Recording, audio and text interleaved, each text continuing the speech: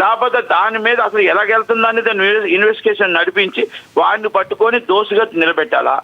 నేను ఇప్పుడు రవిని అరెస్ట్ చేశారు, లేకపోతే ఇంకొకరిని అరెస్ట్ చేశారు, ఇవన్నీ ఒక టీం అండి. వీళ్ళందరినీ లోన్ అయ్యాల్సిందే.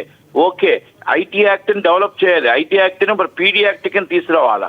పీడీ యాక్ట్ అంటే టాడా యాక్ట్ అంటే మన ఫైనాన్షియల్ ఆర్థిక నేరగాడి కింద తీసుకురావాలా. ఎలా తీసుకురావాలంటే దేశం కలవాలా. దేశంలో ఉన్న సినిమా ఇండస్ట్రీ అంతా కలిసి మనం వెళ్ళి సమాచార శాఖ మంత్రి దగ్గరికి వెళ్ళి అమెండ్మెంట్ అండ్ పార్లమెంట్లో అమెండ్మెంట్ చేయించి దీని మీద సీరియస్ గా తీసుకొని ఆర్థికంగా మన ఎకనామిక్ దెబ్బతింటుంది, ట్యాక్స్ రూపంగా గవర్నమెంట్లు దెబ్బతింటున్నాయి, దీనివల్ల మొత్తం టోటల్ దేశానికి నష్టం వస్తుంది. కాబట్టి దీని మీద కొన్ని వేల కోట్ల నష్టం వస్తుంది. కాబట్టి దాన్ని మనం పార్లమెంట్ అమెండ్మెంట్ చేసి అరెస్ట్ చేసి లోన్ వేస్తే చూసేవాడికి 6 నెలల శిక్ష, చేసేవాడికి మొత్తం టోటల్ గా 14 సంవత్సరాల శిక్ష పీడీ యాక్ట్ గా శాశ్వతంగా నెల రోజుల్లో కేసును ఛార్జ్ షీట్ ఫైల్ చేయగలిగితే అది ఏదైనా పార్లమెంట్ లోనే అమెండ్మెంట్ చేయగలరు.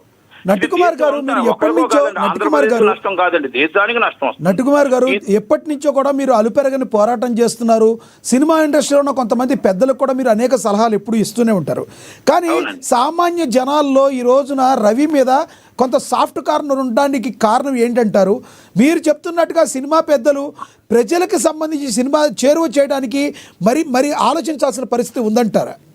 సార్, నేను ఇప్పుడు ప్రజలు ఈరోజు రవికి సానుభూతి చూపించడానికి ముఖ్య కారణం మా సినిమా వాళ్ళే, మా సినిమా పెద్దలే కరెక్ట్ గా చూసి ఉన్నవాడు లేనివాడు మిడిల్ క్లాస్ సినిమా అభిమానులే అందరూ కూడా సినిమా అభిమానులే, సినిమాని ప్రేమించే వాళ్ళే, హీరోని ప్రేమించే వాళ్ళే.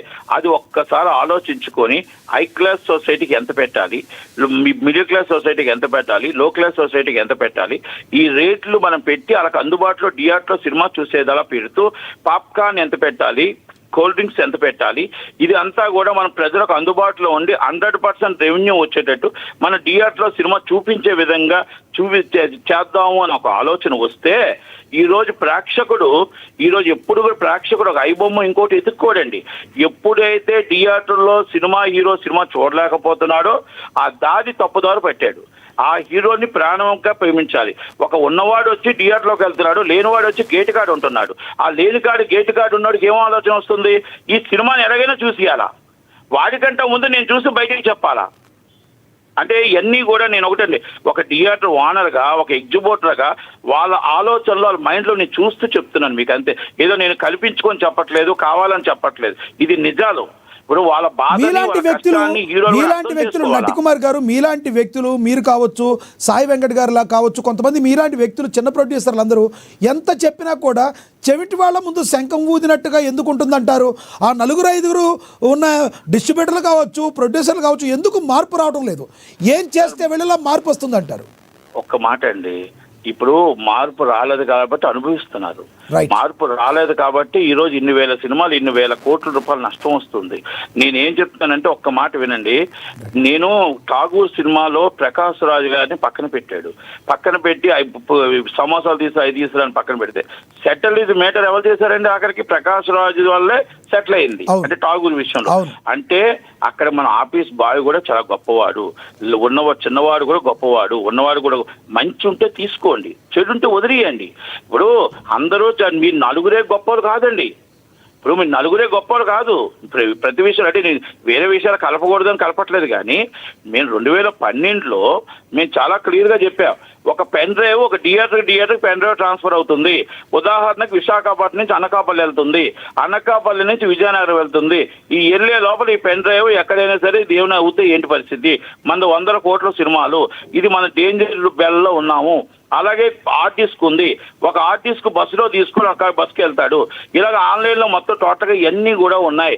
ఇది యాక్ట్ చేసే అవకాశం ఉంది అని నేను 2012లో చెప్తే ఆ రోజు పెద్దలు కొంతమంది అన్నారు, నో వే, ఈ డిజిటల్ ప్లాట్ఫామ్ నుంచి అసలు యాక్ట్ చేసే అవకాశమే లేదు అని చెప్పి చాలాసార్లు చెప్పారు. ఓకే, ఈ రోజు మన ఇన్వెస్టిగేషన్లో ఒక థియేటర్ ఉత్తరప్రదేశ్ అవ్వచ్చు, బీహార్ అవ్వచ్చు, ఒక థియేటర్లో హైర్ చేస్తే ఆ హైర్ చేసిన సినిమాలనే ఈ రోజు మొత్తం టోటల్గా ఈ హైబొమ్మలో వచ్చాయని కొన్ని ఇన్వెస్టిగేషన్లో తేలాయి. మరి ఎక్కడి నుంచి వచ్చిందండి ఇవన్నీ? మరి వాళ్ళ ఇన్వెస్టిగేషన్ పోలీసు వాళ్ళు అంత కష్టపడి సినిమా చేశారు కదా, పాప ఇన్వెస్టిగేషన్ చేశారు కదా. అంటే నేనేమంటానంటే మీరు ఉంటే మంచి తీసుకోండి. నేనేమంటున్నాను, వాళ్ళు నేను చిరంజీవి గారికి కూడా మెసేజ్ పెట్టాను, అన్నయ్య ఇలా మీరే పూనుకోవాలి, మీరే ఆలోచించాలి అన్నయ్య, మీరే నిలబడాలి, మీ దగ్గరుండి ఇలాంటివన్నీ కూడా ఏదో ఎక్కడో జరుగుతుంది, ఇది శాశ్వత మార్గాన్ని చూడాలని చిరంజీవి గారికి రిక్వెస్ట్ చేసేవాళ్ళ. ఇవాళ చేశాను రిక్వెస్ట్ నేను, ఎందుకంటే ఆయన ఒక్కడే దీన్ని గట్టిగా తీసుకొని, ఎందుకంటే ఇటు డిపార్ట్మెంట్లో ఆయన మాట వింటారు, ఇటు సినిమా ఇండస్ట్రీ ఆయన మాట వింటారు, అన్నీ మనం చేస్తున్నాం. సినిమా ఇండస్ట్రీలో మన కుటుంబంలో ఎక్కడో ఏదో లీక్ అవుతుంది, ఆ లీక్ను